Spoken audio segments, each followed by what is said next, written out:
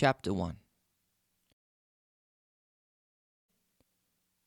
Monotone voices echoed through the courtroom as despondent fingers tapped across the secretary's keyboard, preserving facts and statements for all time.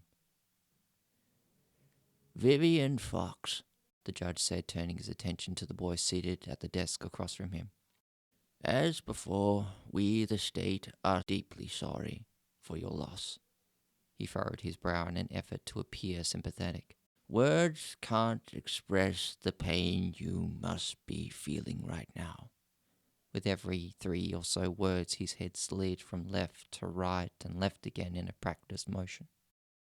A single eye glared out at the judge from behind an angel's wing of white fringe. Layered back to its natural bronze at the top, back, and sides, it swept down sideways, covering the entire left side of the boy's face, ending in feathered, snowy wisps. Nostrils flared in a button nose, and the upper lip of a small mouth twitched. The judge, a bored-looking man in his 60s with a heavily jowled face that gave him a Droopy the Dog appearance, averted his gaze and shifted in his seat. "I think we have established this already, but do you have any relatives, uncles, older cousins, that sort of thing?" "No," came the answer in a young but firm voice. "Any potential guardians that you believe could take care of you? Friends of your parents, perhaps?"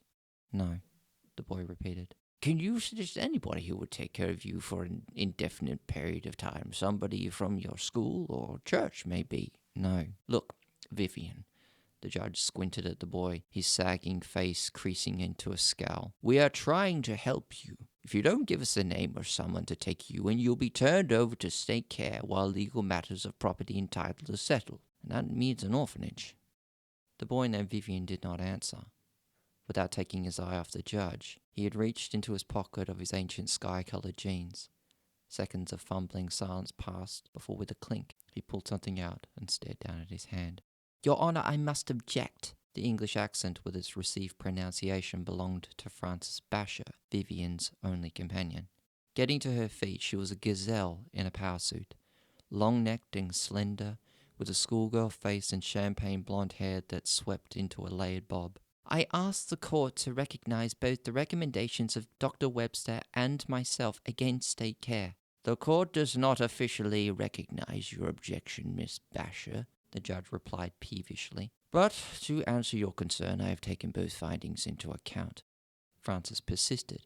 "Then you understand that Vivian has an apartment of his own, which was being rented at the time of the incident and does not belong to him or his parents." "But the extended lease allows—" The judge cut her off. "Miss Basher, I must inform you that you are very close to being held in contempt for speaking out of turn. This is a court of the state, and the power to object belongs to the solicitors, not social workers. Have I made myself clear?" The man's jowls had begun to tremble. He now looked less like a Tex Avery cartoon and closer to an angry mastiff. "Did you lock him up?" Vivian's question caught everyone in the room off guard. Frances glanced at him, concern on her face, then slowly slid back into her seat. "Lock who up?" The judge's glare reluctantly left the social worker and slid back to the boy. "The other driver," Vivian said. "He was drunk. I saw he was drunk, but the police did not arrest him." His eye bore into the judge. "Did you find him? Did you lock him up?" "That's not why we are here today," the judge replied, "and I did not preside over that case, incidentally." Vivian shrugged and looked back down at what he was holding. "If you won't lock him up, then what good are you?" Silence entered the courtroom like an unwanted witness. The trees and bushes beside the windows swayed, scratching the glass with their branches. The April wind floated leaves through intricate Persian spirals, and fallen branches snapped and crunched under rain-slicked tires outside. Autumn light seemed hesitant as it bathed them all in a half-hearted glow. The judge sighed, shaking his head. Adjusting his papers, he addressed those in the room. "It is the finding of this session that Vivian Fox, being 12 years old and without a party to assume guardianship, is at a vulnerable age, unable to support himself, and has surrendered himself into state care. He looked down his nose at Vivian. Now, the possibility of adoption may be discussed at a later date when this young man has had the time to emotionally recover from this tragic accident and make the decision in a clear state of mind. But until that time, I recommend he is becoming a resident at Murkwater Orphanage.